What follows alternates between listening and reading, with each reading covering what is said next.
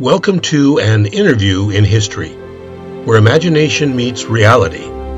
In this episode, we bring you an imaginary interview, but with real people and real facts. While the conversation you're about to hear is a creative reimagining, every detail, every event, and every quote is grounded in truth. It's a different way to explore real stories, and we can't wait for you to experience it. This week on An Interview in History, we're talking with Lyman Frank Baum. He was an American author, best known for his children's fantasy books, particularly The Wonderful Wizard of Oz, part of a series. In addition to the 14 Oz books, Baum penned 41 other novels, 83 short stories, over 200 poems, and at least 42 scripts. He made numerous attempts to bring his works to the stage and screen. The 1939 adaptation of the first Oz book became a landmark of the 20th century cinema. This interview takes place on February 6th, 1919. Today we're honored to have with us L. Frank Baum, the beloved author of The Wonderful Wizard of Oz. Thanks for joining us, Mr. Baum. Thank you. It's a pleasure to be here. Let's start at the beginning. Can you tell us a little bit about your childhood? Certainly. I was born on May 15, 1856 in Chittenango, New York. I was the seventh of 9 children, though not all of us survived to adulthood. My father, Benjamin Ward Baum, succeeded in many businesses, including barrel making, oil drilling in Pennsylvania, and real estate. But he made his fortune in the oil business, so we were fairly well off. I grew up on my parents' expansive estate called Roselawn, which was sort of a paradise. Roselawn was located in Mattydale, New York. I was a sickly, dreamy child, tutored at home with my siblings. My mother, Cynthia Stanton, was strong and intelligent, descended, in fact, from the same family as the great suffragist Matilda Joslyn Gage, who would later become my mother-in-law. Mr. Baum, I know you said you had 8 other siblings. Can you talk a bit about that? Yes, indeed. I came from a large family, as I said. I was the 7th of 9 children, though, sadly, not all of us survived to adulthood. My older brother, Harry, was quite close to me, and we shared a love of reading and printing. In fact, we even collaborated on a small home newspaper when we were young. Growing up in such a big household, there was always something happening. Noise, activity, and plenty of imagination to go around. What was school like for you? School. Well, let's just say I was not the most conventional student. I was often sickly, which kept me home, and I was very dreamy, always with my head in the clouds. I tried military school briefly at Peekskill, but it was dreadful. I had no interest in discipline or rigidity. What I loved was writing, daydreaming, putting on plays. I even had a little printing press my father gave me when I was a boy. I printed a small journal called the Roselawn Home Journal, named after our family estate. So, creativity struck early.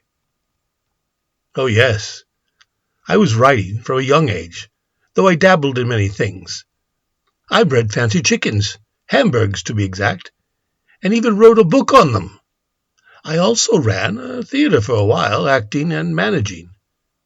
That was in the 1880s. I wrote plays, designed costumes, everything. Tell us a bit about your family life. Were you married, and did you have children? I married Maud Gage in 1882.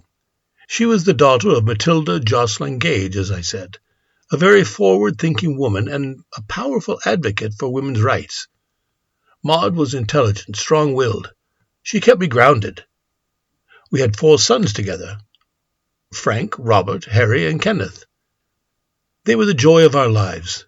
though we did suffer tragedy of losing our first son as an infant. Now, how did you make the transition from all your other endeavors to writing children's books? It wasn't a straight path. I worked as a traveling salesman for a while. We moved a lot. South Dakota, Chicago, always trying to stay afloat. But I loved telling stories. I would make them up for my sons and for neighborhood children. One story, the story of Dorothy and the magical land of Oz, seemed to stick. With the help of illustrator W. W. Denslow, I published The Wonderful Wizard of Oz in 1900. And it was a huge success, quite beyond what I expected. It was a fresh kind of fairy tale, American, not European. Children loved it. So did adults. I followed it with stage adaptations, which were wildly popular. The demand for more Oz stories led me to write many sequels, 14 Oz books in total. I tried to end the series more than once, but readers wouldn't let me. Now, where did the idea for Oz actually come from? It was a blend of imagination and observation. I believe fairy tales should reflect a child's world, its colors, its absurdities, its hopes. The name of Oz itself? That came from a filing cabinet drawer labeled O to Z. Simple as that. But the world grew from that small seed into something much grander. I wanted Oz to be a place where courage, kindness, and brains all had value. I'm sure that The Wizard of Oz was your most popular book. Out of the other 13 volumes, which was the most popular? You're quite right. The Wonderful Wizard of Oz was certainly the most celebrated. But if we look at the other 13 volumes, The Marvelous Land of Oz, the second in the series, was especially popular. That one introduced readers to new characters like Tip, General Ginger, and the Scarecrow and the Tin Woodman's Return. It also unveiled a surprising twist.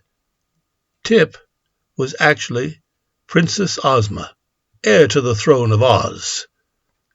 That revelation gave the series a deeper mythology and helped set the stage for Ozma to become a central figure in the rest of the books. Many readers also loved Ozma of Oz and the Emerald City of Oz.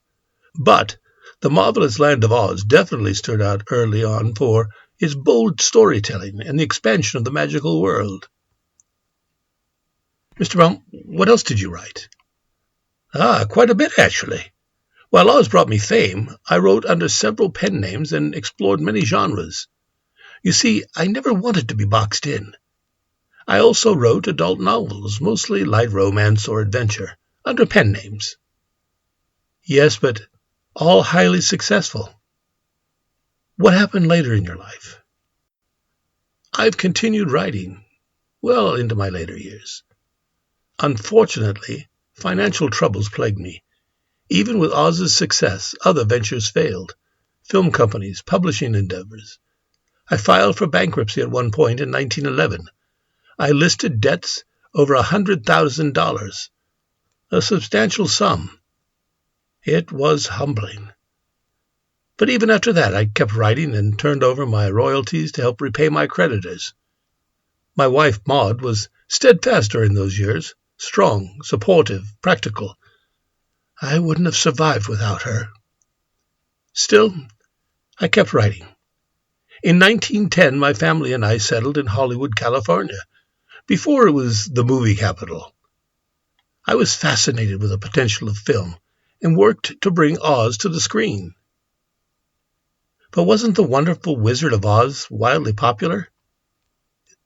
Yes, but despite the success of The Wonderful Wizard of Oz, financial stability was elusive for me. You see, I was always brimming with creative ideas, but not all of them were practical or profitable. Before Oz, I ran a general store in South Dakota and later a newspaper, both of which failed. I also invested in theater productions and publishing ventures, often pouring in more than I could afford. When they collapsed, they left me with significant debt. So yes, my financial life was a mix of ambition and miscalculation. But I never stopped dreaming, and in the end, I hope the worlds I created were worth more than the dollars I lost.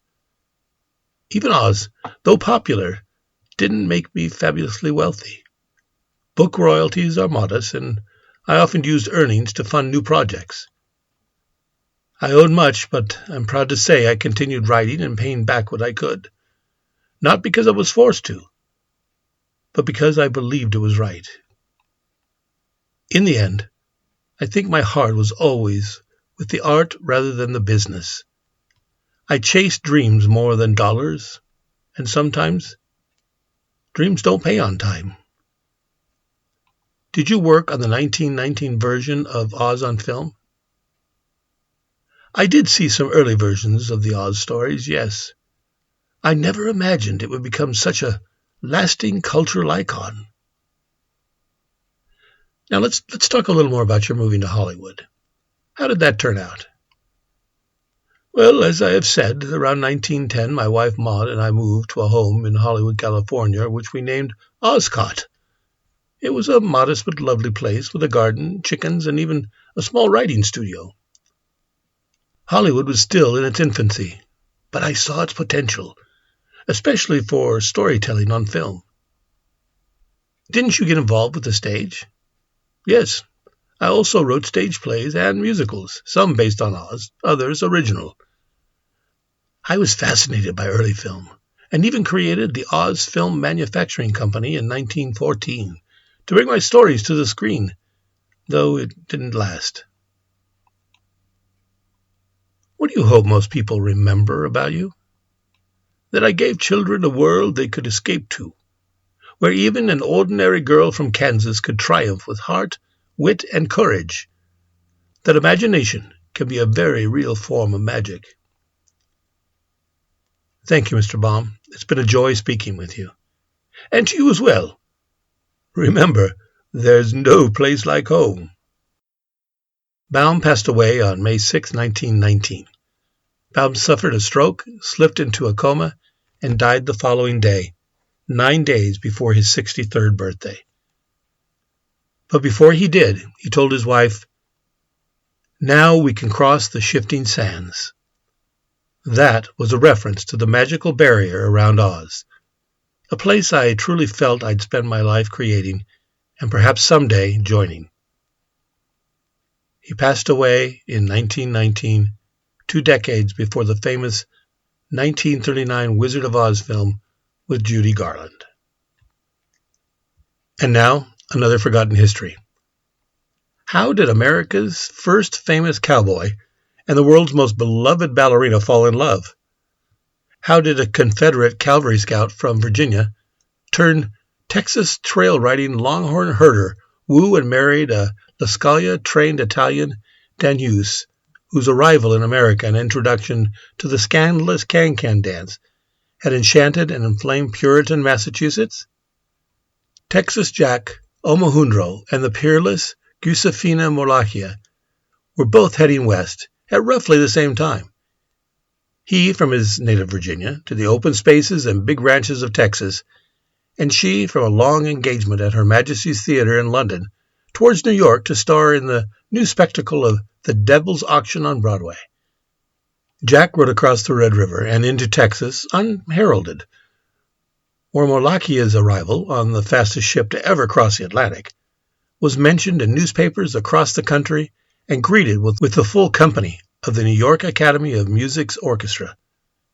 While Jack rose from kitchen help to cowhand to trail boss in some of the most legendary ranches of cattle across the country, Giuseppina slowly gained control of her own ballet company, using her own choreography and amassing a small fortune to purchase a working farm in Valerkia, Massachusetts. While he was leading longhorns up the Chisholm Trail into Kansas and learning the language of the Comanche, she was traveling throughout the eastern half of America and receiving glowing coverage in newspapers from New York to New Orleans. While he sat across card tables and shared bottles of whiskey with Wild Bill Hickok in Hays City, she and her agent John Burke took on new theatrical challenges and more demanding roles. While he and Buffalo Bill scouted out of Fort McPherson, Nebraska, and lead European aristocrats on celebrated buffalo hunts, she and her troupe traveled to California for a long series of shows in San Francisco. Their paths crossed for the first time, according to her manager John Burke, as her troupe returned from California to Boston, stopping for a single show in Omaha, Nebraska. If Mr. Burke is to be believed, the cowboy Texas Jack and his friend Buffalo Bill were in the audience that night to see the lovely ballerina in action. When novelist Ned Buntline convinced Cody and Omohundro to star in a play loosely adapted from their real-life experiences in the West, he also managed to score a major coup when he convinced the famous dancer to join the cast as Dove Eye, the Indian maiden with a weakness for scouts.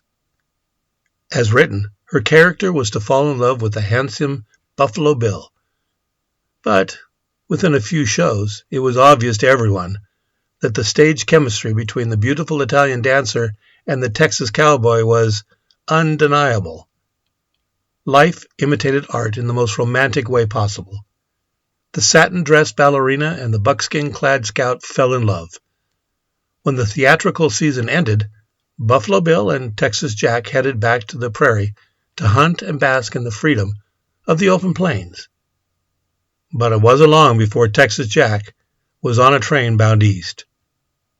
Newspapers in Rochester, New York, noted the famous cowboy arriving in their city and his sudden appearance at the theater where Malaki and her dance group were engaged.